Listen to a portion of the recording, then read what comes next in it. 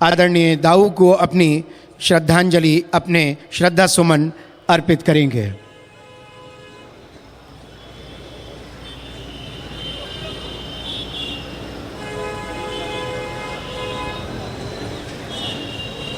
आज की ये शाम, आज की ये रात हमारे लिए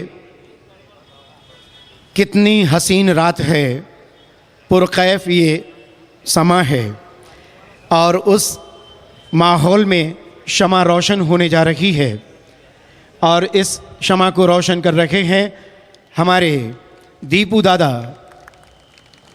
तालियां अभी भी आपका यहाँ पर होना व्यक्त नहीं कर पा रही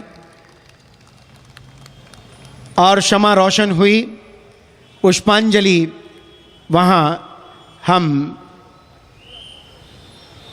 श्रद्धेय दाऊ के चरणों में समर्पित करके और इस कार्यक्रम के अगले चरण की शुरुआत करने जा रहे हैं।